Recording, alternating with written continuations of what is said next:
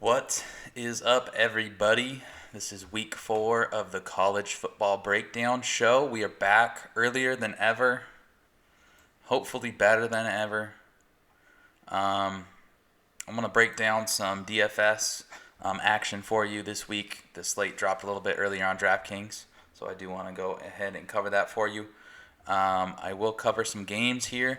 It'll be a little bit different than last week. I'm not going to go over every single game on the card because these cards are getting bigger. There are more games, and quite frankly, I can't go into as much detail as I'd like to on every one, or it would be a 3-hour show, and I would never, ever go to sleep. So I'm simplifying it a little bit this week. I'm just going to go over the games that I see on the main slate for DraftKings. As far as last week, recapping week 3, was not a good week for me at all, man. It was pretty terrible. Week 2, I ended up going 5-0 on the bets I placed on the show. And then last week, I ended up going 1-4. Really brought me back down to earth. If you do follow me on Twitter, it is important. I tip all my plays there. I ended up adding some more on the on the under for the USF Notre Dame game. I put 1.5 units on that, and both hit live. I was on the under 50.5 pregame, and that should have hit, but the USF long snapper snapped it over the punter's head about 3 or 4 different times, giving ND the ball inside the 20-yard line. Exact thing. I thought I had this game mapped out perfectly. USF couldn't do anything, and Notre Dame got an early lead and just sat on it. But when you get the ball inside the 20-yard line, you're going to score whether you're trying to or not. As far as UFC action, do follow me on Twitter. It's at YonkersCFB. I had an extremely successful night at UFC, but that's not what you guys are here for. That's not what I focus on here with this show. So let me go over what I focus on here, which is college football. As far as betting action, I'm not gonna have very many bets. Again, I usually place bets later on in the week with all the COVID news going on. If I don't catch a good early line, then I just don't catch it. Some guys like Notre Dame game is canceled. It's just really difficult getting to know this information. Nobody has all this information, so we're at the same advantage, disadvantage as anybody else, but it's just crazy. So as far as bets I'm looking at, I've only placed one bet. That's Arkansas State -2 over Tulsa. I just believe that, Tulsa, that game with Oklahoma State is ugly. I wouldn't overrate Tulsa on that. I still think they have a decent offense, and the defense is overrated off that one showing with that weird game versus Oklahoma State. But still, the defense is better than I thought. But Arkansas State is a team I'm high on. I definitely think they're better than Tulsa, and getting them at -2, give me that all day. I am looking at Kentucky +7.5 over Auburn, but I have not played that. But that was a strong lean. I think it opened at +9. I would have grabbed that all day, but +7.5, I have some reservations. So let me start here by going over the Thursday slate. It's a showdown slate on DraftKings.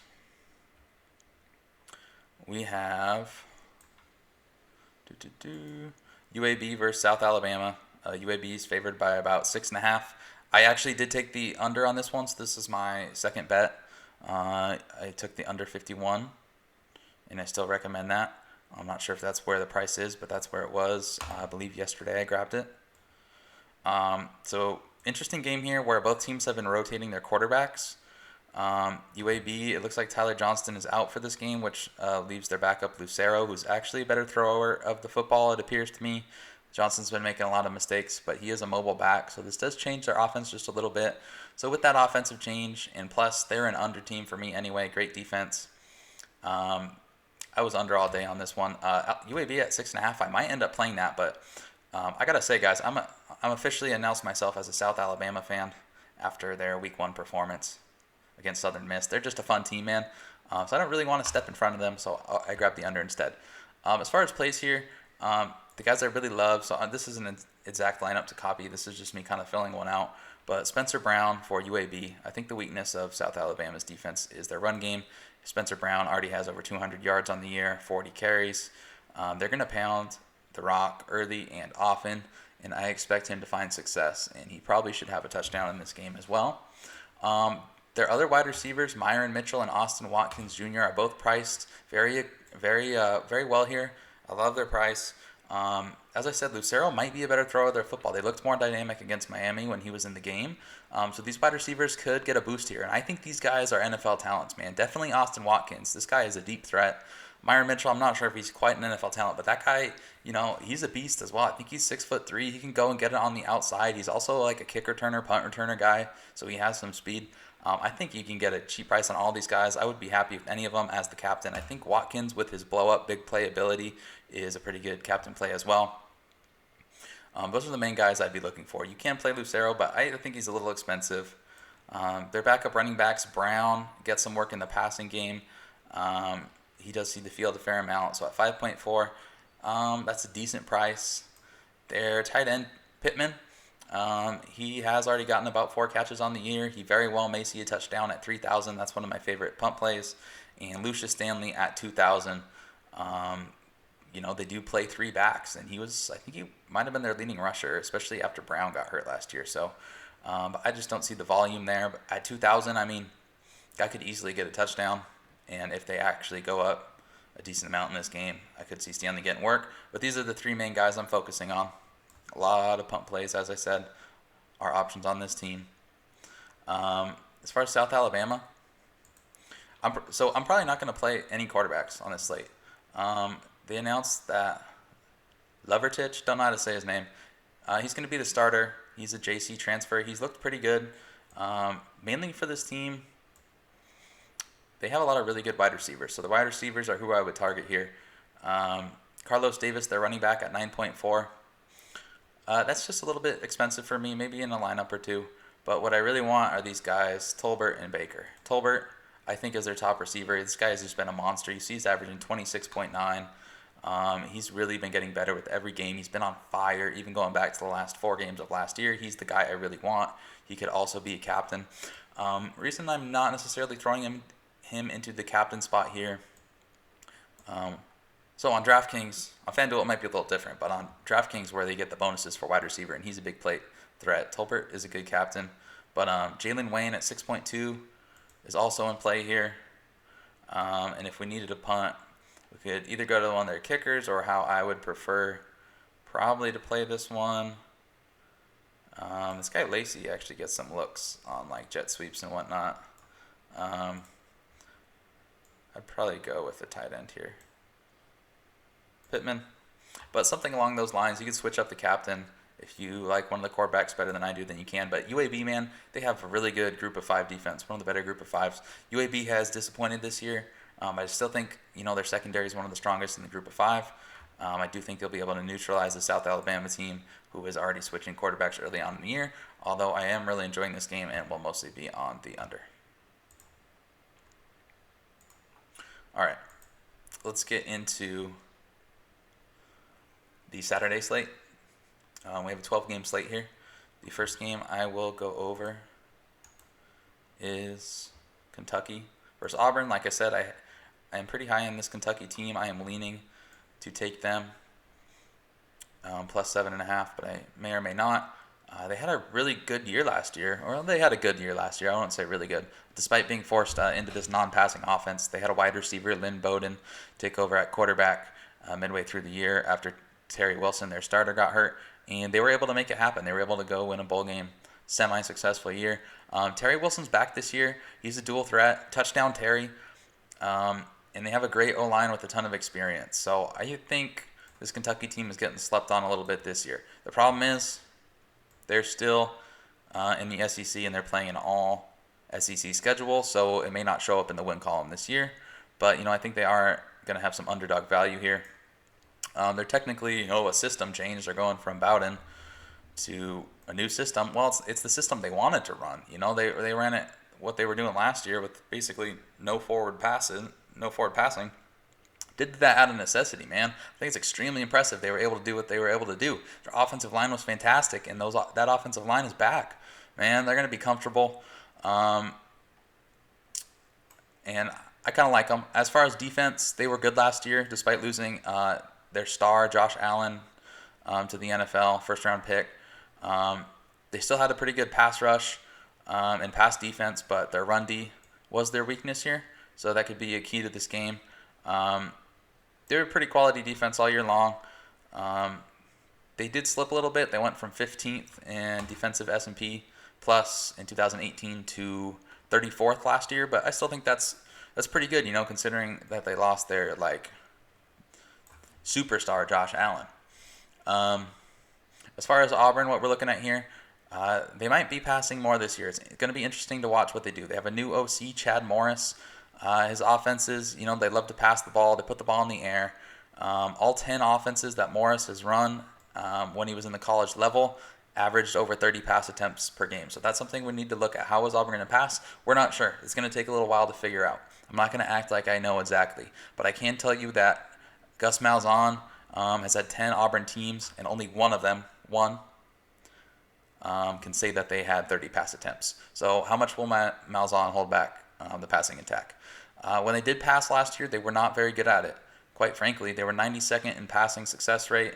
Bo Nix, the freshman quarterback, was super inconsistent. I think we can expect that being a freshman with an SEC schedule. But the fact of the matter is he was still really inconsistent. We can't necessarily expect a huge leap sophomore year. I do think he will get better. I'm a fan of his overall. I think if he runs more, because I think he does have that ability, then I think he's going to be a really decent, cheap quarterback this year. But really, he couldn't handle any pressure last year, man. He was basically never sacked in high school. And you could tell that when the pressure came, he just thought he could do whatever he wanted to running around back there and never get sacked. And he got better as the year went on. I think he'll get better here. But it's a big concern of mine when they lose 6 of their top 7 offensive linemen from a year ago. That's my main concern with this team. They weren't fantastic as far as rushing the ball last year, 61st in rushing success rate. They were a defensive team last year, guys. Their defense has been fantastic and very consistent. They've ranked 6th or better in defensive S&P Plus for 3 consecutive years. That's fantastic. That's hard to do. However, they do lose Bryant and Davidson up front, 2 NFL talents on the line, and their top 4 secondary guys are gone. That's my biggest concern with this team. They lose a lot of offensive linemen, and they lose their top 4 secondary guys. Now, I know Steele, defensive coordinator, I know he's been really consistent, and I believe this defense will be up there. I believe they're a plug-and-play team. But it might take a few games for them to really, really, really be at that stellar level. So I can only look at the under 49 in this one. I haven't played it. I think it's at 49.5. As far as DraftKings plays, I wouldn't play anybody on this Auburn side. I'm just not interested. Seth Williams at 6,500 is worth a look. I think he'll have a big year, and they might pass the ball more. So I actually might have a little bit of Seth Williams. Eli Stove is pretty cheap. Schwartz is boom or bust, the fastest guy in college football perhaps. So those are some interesting pump plays, but I think Seth Williams, I might have a little bit of ownership. The running backs, man, who knows? They said Shivers is going to start. Shivers is a little toothpick, so I'm not going to rely on him. But if you like one of these guys, Hank Bigsby, very talented, you're getting a really cheap price. DJ Williams, I don't really love him at that price. But like I said, UK's run defense was their weakness. So you could. But I think this goes under Seth Williams. If anything, as far as Kentucky, they're going to spread the ball around to their running backs. They're playing a good defense. I probably won't have any ownership there. But I think Asim Rose at 5,200 could do worse. And the guy I will have some ownership in, this sounds crazy, rostering a Kentucky wide receiver, but like I said, they are going back to actually knowing what a forward pass is this year. And Auburn loses their top 4 secondary guys. So Josh Ali at 4,000, they've been raving about him. Coaches have been in camp. So I will have some interest there as a pump play. He's one of my favorite pump plays, but don't get too crazy. He is a UK wide receiver after all. If you saw some of the touchdowns he made, even with Bowden throwing the ball, I think that guy's a special wide receiver. All right, next game we have Florida versus Ole Miss. As far as this matchup, Florida's offense was interesting. They didn't run the ball very well last year, despite having an NFL talent, LaMichael Pirine back there. I think their O-line's going to be better this year, though, man. If you look at the context last year, they didn't return basically any of their offensive linemen going into last year, so you could expect them to have a down year running the ball. However, this year they do return a lot of those linemen, so that's huge for me. If a team can consistently plug and play, then that's one thing, but if they haven't really shown that ability, last year they didn't quite show that ability to be elite at plugging and playing on the offensive line. I think it's big that they have some continuity. It's not a bad matchup for them, though, man. Ole Miss, I think they can run on this team. However, when we look at their running backs, Pierce and Malik Davis, they listed them as the or on the depth chart. In other words, we're not sure who's going to start. I think Pierce is the better back, but he is a fair amount more expensive. At 5.9, that's not bad at all. But I would only have a few shares. I'm not really looking in that direction. Malik Davis would be a decent punt play. I'm not interested in Kyle Trask, quarterback. They don't throw enough, and he's too expensive, in my opinion. And I am not interested in the wide receivers because they rotate the wide receivers, and they lose 4 of their top guys. So Kyle Pitts, one of the best tight ends in college football, if not the best, at 5.4K. Trask loves him. They have good continuity. I might look in that direction. So that's something I am monitoring. As far as Ole Miss, I'm not going to have too much interest here. We're not sure who's going to be starting under quarterback. John Reese Plumlee is a good runner. Matt Corral is a bit more well-rounded. Both of them will probably get playing time. If you think you have some good information as far as who's going to play and who's going to see the field a lot, which I have no idea how you would get that information. I don't think you will. Their prices are really cheap and they could easily return value. But I am not willing to gamble on that whatsoever. Florida does have a very good defense. And their wide receivers, I would usually have some interest in Elijah Moore. He's a target hog, but at 6,000, if John Reese Plumlee's at quarterback, that's not a good play at all. If Corral's back there, again, we have no idea who will be back there, so I will avoid. The running backs are decent, but again, they'll be playing from behind. Jarian Ely at 5.5, that guy's a home run threat anytime he has the ball, so maybe a share or two, but again, very little ownership in this game. Let us move on to Kansas State, Oklahoma. Oklahoma's favored by 27.5. They're expected to roll here. You know the Oklahoma offense by now. Spencer Rattler at 8.2, one of my favorite quarterbacks outside of Sam Ehlinger on the slate. When you're looking at who to pair him with, you have a lot of options. I personally am probably not going to pay up for Rambo, but you can. Theo Weiss at 5.5 might be my favorite play, a very talented 5-star guy. Marvin Mims at 4.9, had a big touchdown catch in their last game. Bridges is still supposed to be out. I haven't heard news on Obialo. I'm assuming he's out. So that leaves Theo Howard at 3.8, one of the best cheap options on the slate. If you look at what he did last game, he went 5 catches for 63 yards. And this guy's a speed threat, man. I'd be surprised if he doesn't break one sooner or later against this Kansas State team that had trouble keeping Arkansas State's passing offense in check. I'm probably staying away from the Oklahoma running backs. Stevenson is out. Kennedy Brooks opted out, leaving them in flux. I think McGowan at 4,000. It's hard for me not to have ownership there. I'd stay away from Pledger with the questionable tag. Major at 6.9. That's too expensive for my liking when he's splitting carries. However, I think this McGowan guy is the most talented guy back there. You saw what he did in that first game, 22.8 points, and there was a lot of buzz about him in camp. So McGowan at 4,000 is actually very cheap. I didn't realize he was that cheap at first. I will have a decent amount of ownership there. Kansas State, I'm not looking at anything other than their wide receivers are toast in this offense. But Skylar Thompson at 5.7. I ended up playing this guy a decent amount. I ended up playing him in their last game, and he was okay. And he's a dual threat guy. He is basically their offense. I could see him running for a touchdown. It might be decently high scoring. They're going to be playing from behind. I think at 5.7K, you could do a lot worse. You could do a game stack and throw him in there, and you could fit the Oklahoma guys easily. There's a lot of affordable guys in this game who should probably be more high-priced. Don't have an opinion on the side there. I could only look at Oklahoma, but 27 seems like perhaps too many points. They're going to be looking for payback from last year. All right, Georgia Tech, Syracuse. Man, Syracuse. It's always tough for me to ignore Syracuse because their prices are always so dang cheap. Taj Harris, he was at 5.9 last week. I played him a little bit. He caught a long touchdown for me. 6,000. I mean, sure. He is by far their best offensive player. So he's a target hog. I think he had 15 targets in week 1, and he had a 69-yard touchdown in week 2, or in game 2, rather. So I would look there. Georgia Tech, I've been playing a lot of their quarterback, Jeff Sims, dual threat freshman. He's been fantastic, although he has had his freshman warts, obviously. And Mason is one of my best under the radar running backs, one of the most elusive running backs in all of college football, but he's out. Sims' price has finally caught up. He's finally in the range where I'm not going to play him anymore at 6.3. There are just better options. He was so cheap the last couple games. Now, I don't know.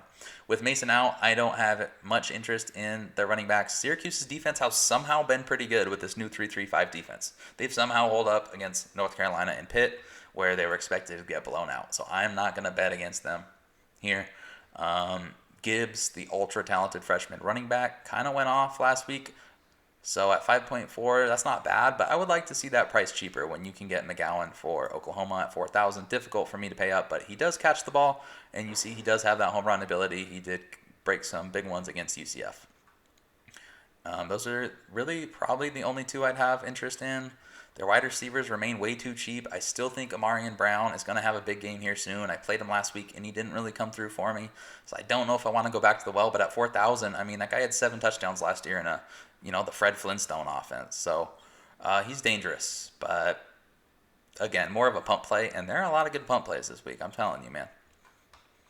As far as that Georgia Tech game, I believe Georgia Tech's favored by 8.5. I don't think they should be laying 8.5. They're one of my favorite underdog teams, but not as a favorite. So I could be looking at that Syracuse team. They have one of the worst offensive lines I've ever seen for a Power 5 team.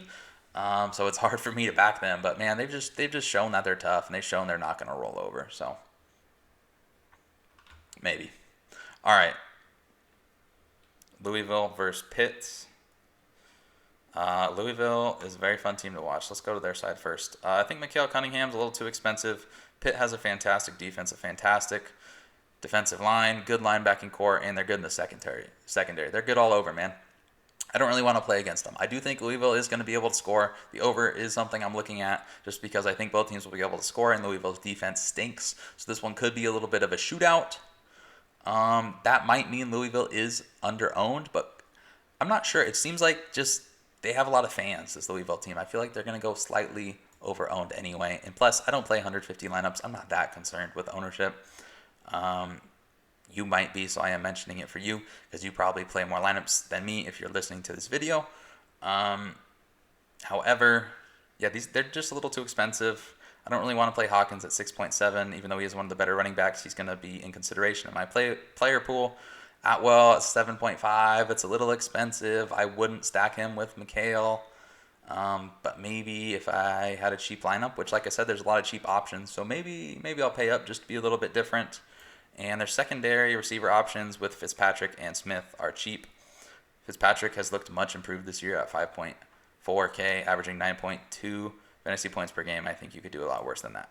As far as this Pitt side of the ball, they apparently are just going to remain cheaper than they should be, all except for Addison, the star freshman out of the slot. I've been playing him the last 2 weeks to great success. However, with the jump up in price, I don't think I'm interested. I am still looking at their starting receiver, Shockey Jacques Louis, one of the better names in college football. Hopefully I didn't butcher it. They spread the ball around on offense, but still at 4.7K for a guy who can really break some and has shown some talent. And they're probably going to pass a lot, and they are going to be playing with pace, and they are going to be playing a bad Louisville defense. I think you want ownership somehow on this team. I don't like their running back, so I'm not even going to try to get involved. They're kind of a mess. But Pickett at 6.5, I think he could definitely be a quarterback play for me against Louisville. As far as the game, Pitt is favored by 3. I don't really have a lean on this one. It's very hard to figure out. I am a Pitt fan this year, but I don't know, man. Louisville's a fun team, and I like rooting for them. So I could only look at Louisville on that option. I don't think we can necessarily trust Pitt, even though I'm a big fan of them. But no play on that one for me. I'd look over as well. All right, this one's really fun, man. Mississippi State versus LSU. Mike Leach, his first game here for Mississippi State. And LSU, obviously, we saw what they did last year, man. One of the best, probably the best offensive performance I've ever seen over a college football season. But they lose just about everybody. They're like number 127 in returning production. They still have a ton of talent. Jamar Chase opted out, though. There's a lot of question marks in this game, man. I do think it's going to take a little bit of time with Mike Leach. I do think, how they've been recruiting there. They haven't been recruiting for this style of offense. I do think it's going to take a little bit of time to adjust. They just don't really have the type of athletes you're looking for. They were kind of running whatever they were running didn't work with Moorhead, but it was a little bit more like physical style athletes as far as instead of the spreading it out. Let's look at Mississippi State side. They have some really interesting prices. I think I will have ownership. KJ Costello is going to be the quarterback in an air raid offense. So getting him at 5.9 is just fantastic. I will have a lot of KJ Costello. Probably going to be playing from behind. The spread's at about 16.5 LSU last I checked. Kylan Hill, one of the best running backs in all of college football, and they throw to their backs a ton, so we should get a lot of catches here at 6.8. He is definitely in consideration for me. We have not necessarily seen how Leach is going to use his running back here in Starkville, but at 6.8K, that's hard for me to look away from. I will have a lot of ownership there. As far as their wide receivers, they're just way too cheap, man. It's basically pick and choose which one you like. Don't take Schrader. He was a quarterback last year. I wouldn't take Jones. Osiris Mitchell at 5.2. That's a good price. Peyton at 4,000. That's okay. Shavers at 3.4. This guy's a monster. He's an Alabama transfer. A lot of talent. We haven't seen it from him. At 3.4 is a fantastic punt play. Fantastic. A lot of touchdown upside.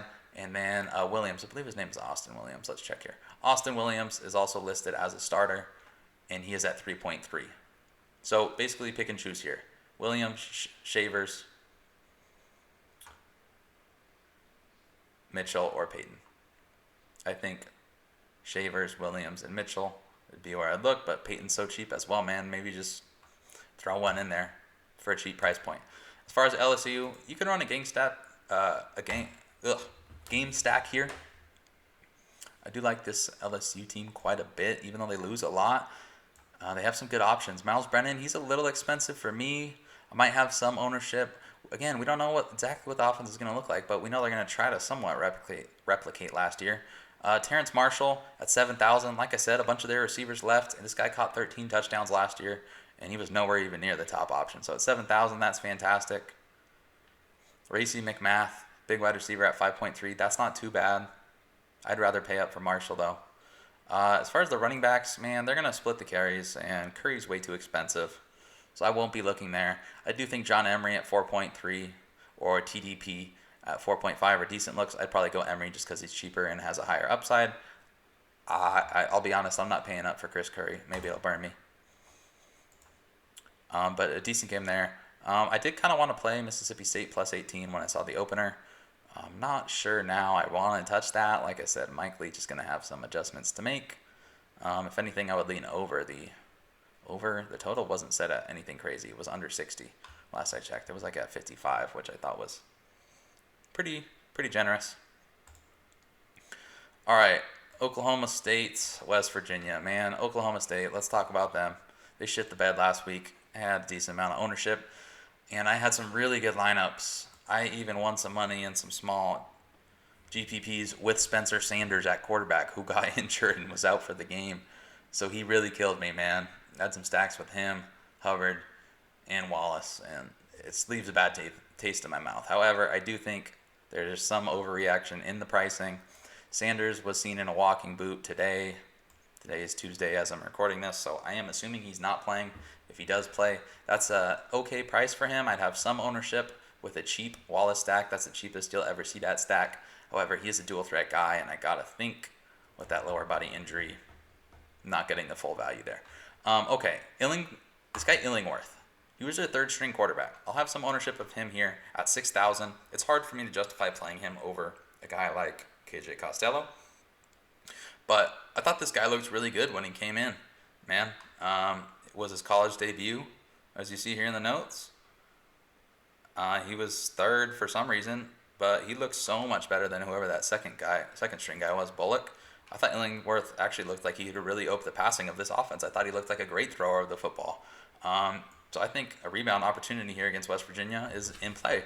Even though I do think West Virginia does kind of like to slow it down, I do think they're more of a defensive-oriented team. I see a decent bounce back for Oklahoma State. Pretty cheap.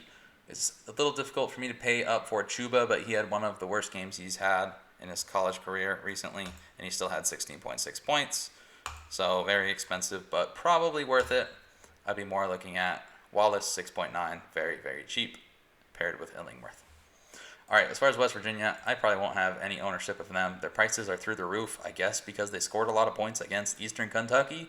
Congratulations if you played them there, but now's not the time to play any of these guys, in my opinion. Oklahoma State's defense is actually somewhat underrated, I think, going into the year. They return a lot of production.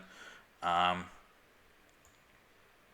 I don't know. I guess people just think of Oklahoma State and they think no defense, but that's not necessarily the case. So looking here, I don't really think I'd have anybody. Yeah, no, I'll pass. No opinion on the game or the total. All right, next game, Texas versus Texas Tech. This one is a good one. I am very tempted by the over of 70.5. Have not taken it yet. Let's talk about Texas Tech here first. They gave up 33 points to Houston Baptist in game 1. Imagine how Texas is going to do. I am pretty high on this Texas team this year, especially offensively. But defensively, they do still have some warts. I think with their returning production, they'll be a little better. But, I mean, Texas Tech can score here. I believe these two teams combined for 73 points last year. I'd be surprised if we don't see something similar here. Their quarterback, Alan Bowman, has been very successful when on the field. We think he's going to be on the field. At least to start the game, he's going to be on the field. So Alan Bowman at 7,000 is not bad. Not bad at all. It's a little bit expensive to do a game stack here, but it is possible. For example, if you did something like Bowman, running back, no interest. I would not have interest in Sir Roderick Thompson at 7,000, even if he did not get arrested this week. So he may not play. If he does not play, and then it looks like this guy White is doubtful too, I could do some research, but I'm assuming it might be Taj Brooks. Again, I haven't dug into the depth chart. Maybe I need to, because now looking at these prices, I could do a game stack here.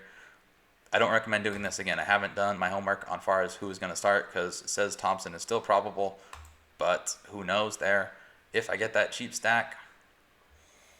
As far as their wide receivers, I've been burned by TJ Vasher a little bit too much. I do like Ezukanma, but that price is a little bit up there for me. I think Deshaun Carter at 4.3 is the way to go here, with a few of their other guys being out, especially McLean Mannix, who can get some decent targets out of there. I think that is a very cheap stack. And moving on to Texas. I mean, they're playing Texas Tech. Like I said, gave up 33 to Houston Baptist.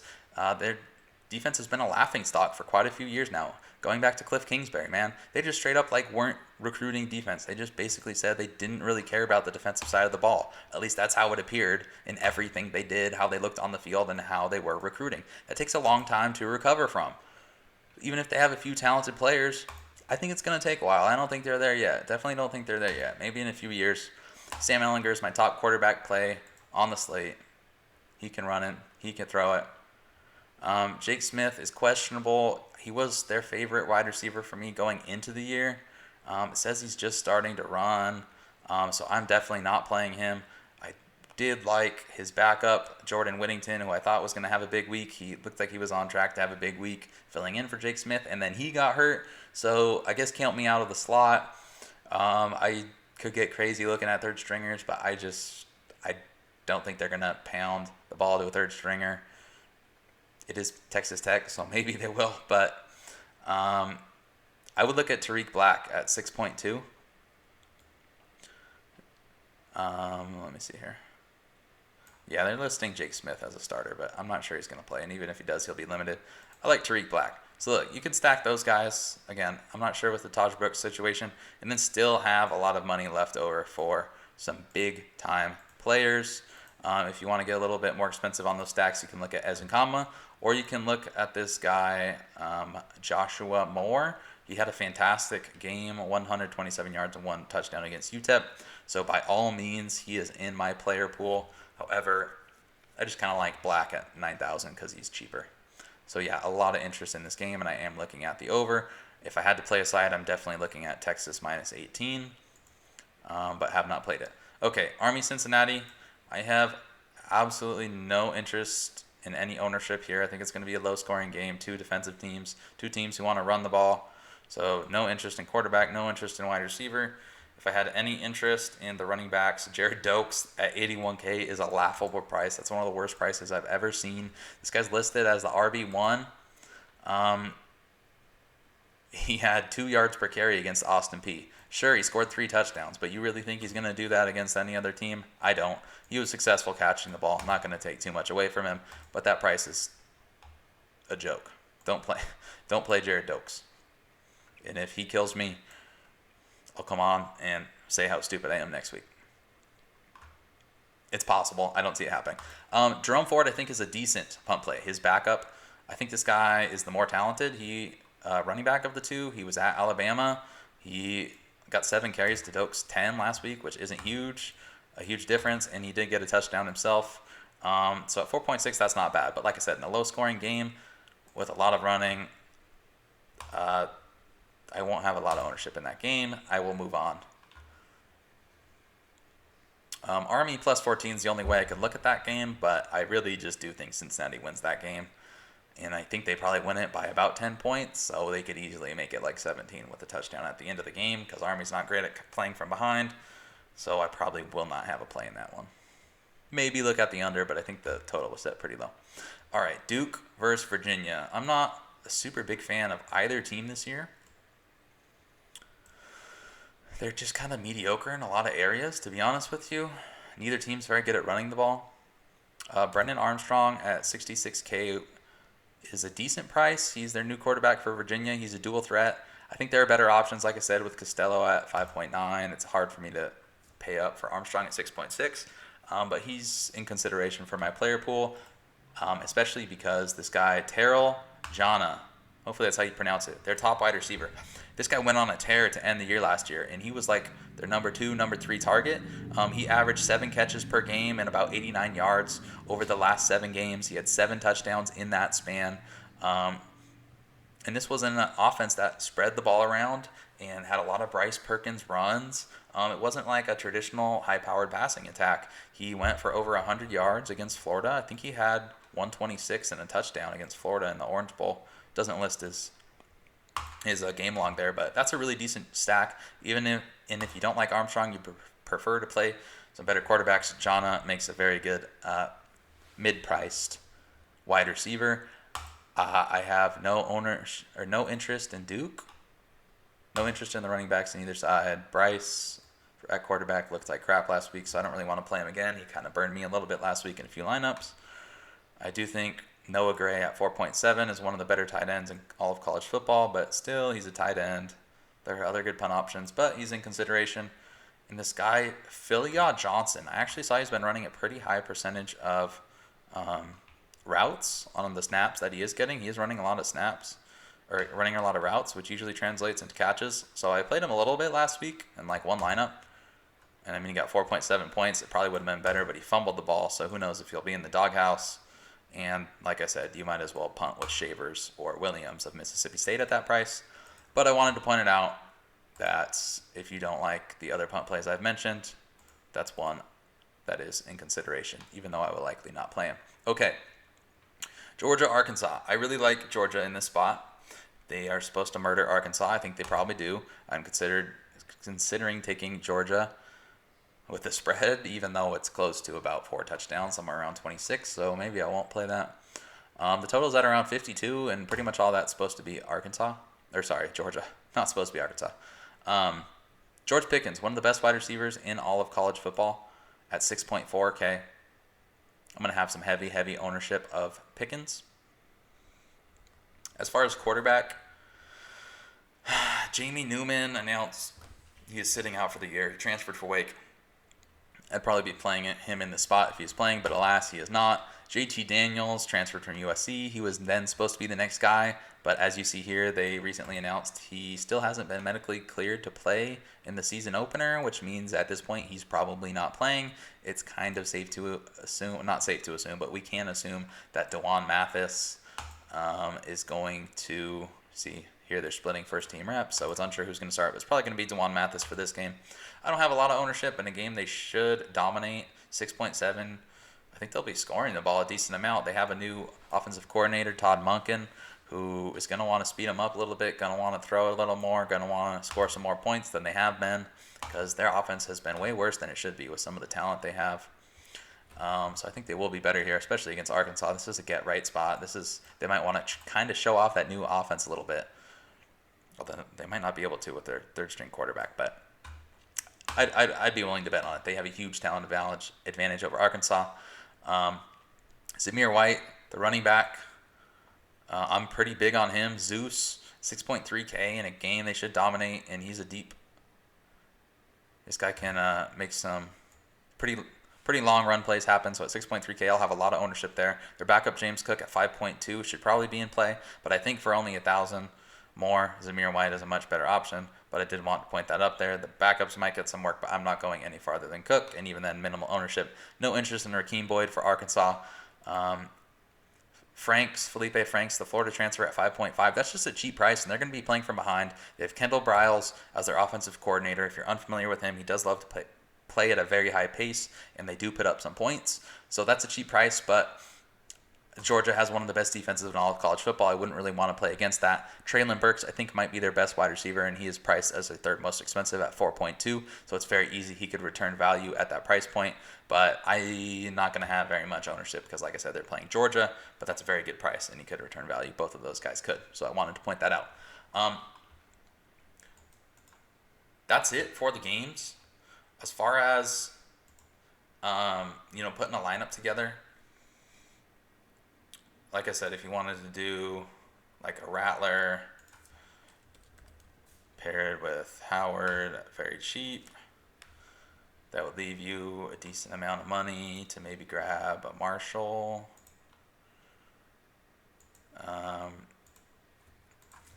Costello, like I said, way too cheap for a Mike Leach Air Raid quarterback. Oop, not Coastal.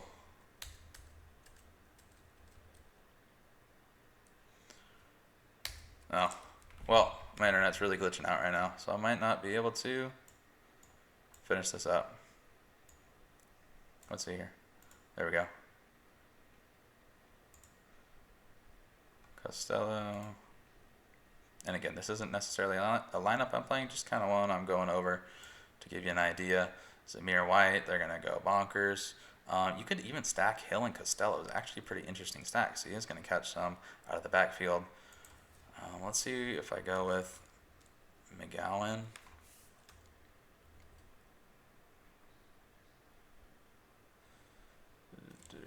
McGowan at 4,000. There's so many good cheap options. It's like I don't even want to pay up for anybody. Yeah, see at 7,000. I guess I could pair Rattler with Rambo and Howard. Could do a double stack. Could do Tylan Wallace. I guess I could do something like Wallace and then Chuba Hubbard. Not quite enough for Chuba Hubbard. Then we could get Rambo. Again, there's so many good options. I could fit Ellinger in this and feel very good about that. But that's something along the lines I'm going to be looking. I'll have a lot of ownership of those players. And Costello allows me to get pretty funky with so many cheap options. And I didn't even stack him. And you could stack him very easily. But again, that's just an example of some things I would look at. So that's the DFS slate. I'm going to be out of town again, so I will not have time to monitor the news quite as much as is required. DFS, especially in college football, the news does not get out there fast enough. You have to see if your guy's going to be inactive. It can burn you if you're not paying attention. If you are going to play these lineups, you have to be 100% on top. So, of course, I'll be waking up. But I'm going to be around South Lake Tahoe this weekend, getting a cabin with some people, having a lot of fun. I'm not going to be putting as many lineups as usual, but I am going to be putting some lineups. You bet your ass I'm going to be putting some lineups in and checking the news. So if you're playing a lineup, be diligent. As far as these other games, man, UCF versus East Carolina, that should be extremely high scoring. I wanted to grab the total at 72. I said, maybe I'll think a little bit more about it, and the next time I check, the totals are all the way up to 77. So I don't know if I'll play it there, but that's going to be a shootout. Georgia Southern, Louisiana. Louisiana just straight up burned me, man. They played like crap last week. They got me a big win, a straight up upset over Iowa State their first game, and then I played a -17, and that was just an awful bet. I'll take the L on that one. I like Georgia State. They opened +1 again. A bet I almost pulled the trigger on, and now Charlotte is up to -2.5. So I'd still lean Georgia State there. They had a lot of returning production. It was just whether the quarterback play was going to be terrible or not, and the quarterback play was not terrible. They looked good, so I'd probably pay Georgia State there. Chris Reynolds, quarterback for Charlotte, has had some issues and missed last game, and they lost a lot of defensive returning production as well, so they were a team I didn't necessarily have circled but didn't want to play on, and now that Georgia State looks good, I might play them. Iowa State's against TCU. I'm going to play a wait-and-see approach with that one. With both of those teams, I would lean Iowa State since Max Duggan was just cleared to play for TCU. Their quarterback, who's had a crazy offseason, was supposed to be out, but now he's back, but he's not starting. Who the heck knows? Probably a low-scoring one there. Any others I have thoughts on? Let's see. Oh, yeah, Arkansas State, like I said, I played them -2. Boston College looked really good last week. Phil Jerkovic is a guy you should really keep an eye on. The transfer from Notre Dame. He looked fantastic, and he could really change that offense. David Bailey, I'll be playing a lot of him going forward. Tennessee, I kind of like them, -3 at South Carolina. I just think they're a better team. I would look to the under, but the under's set at 43. That's what the total is. I could see Tennessee winning like 23-20. I could see them winning 20-10. I'm not high on South Carolina. They have Mike Bobo in town as the offensive coordinator, and they're playing Colin Hill. I don't think he's going to fare very well in the SEC, especially against Tennessee. So come game time, I am heavily considering the under. I might be on the under in that one. NC State, Virginia Tech. I'm a Virginia Tech fan, so I'm a little biased. I think they have a really good team this year, but they did have some key opt-outs, and NC State looked fantastic in week 1 or in their first game. I don't want to say they looked fantastic. That's not true. They had a narrow win over Wake State, but they really impressed me offensively. Their defensive line, their offensive line, just a few spots they were better. I think they're going to score more points than I originally thought, so I think Virginia Tech opened -9. I would have grabbed NC State there at +9. Now it's at +7. I don't know if I'd take it there, but I could still only look at the NC State side of things, especially with home field advantage not really being a thing. All right, guys, that wraps it up for me. That's College Football Breakdown Show Week 4. I hope you guys all win some money this week. I hope I helped you out at all. If you can give me a follow at YonkerCFB on Twitter. Again, there's a lot of late news that comes out. I do post some late bets sometimes in the week. I do post some live bets. Again, I hit 2 of those last week to kind of save my week. I do post some UFC stuff. I've been winning some money on that. In the description for this on YouTube, usually I write a preview article for some of the games. I don't have that out yet, but if that is out, I will add it to the description. And also the Breakdown Sports, man, thebreakdownsports.com. They have all the content you could look for over there, man. We've been breaking down basketball, golf, hockey, baseball. Pretty much all sports are in play right now. The NFL, they've been doing some NFL bets. We've been picking, some of the staff has been picking 3 bets per week, and we've been doing pretty good. I think we had a 19-11 week as a site. We're up like 6.5 units, something like that. I've gotten off to a good start. I went 3-0 last week on those bets and was 5-1 in NFL, even though college football is kind of my thing. So keep an eye out for that as well. I put the link to our Twitter account, our Twitter handle, in the description. So go ahead and give us a follow. We have all the content you could ever need there. And I'll see you next week, guys. Thanks for tuning in.